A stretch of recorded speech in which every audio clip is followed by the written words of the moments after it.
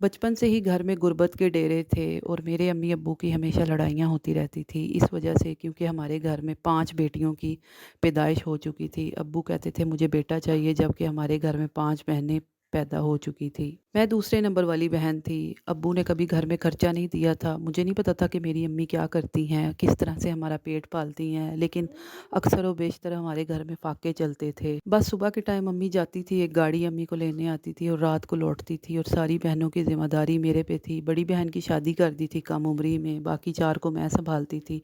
छोटी बहन मेरी बिल्कुल ही छोटी थी, डेढ़ 2 साल की। उसके पीने के लिए घर में दूध तक मौजूद नहीं होता था। मैं लोगों के घरों से माँग कर आती थी और उसको दूध दिया करती थी। जैसे-जैसे बड़ी हो रही थी तो मुझे पता चला था कि मेरी माँ एक गाना गाने वाली है, एक सिंगर है, और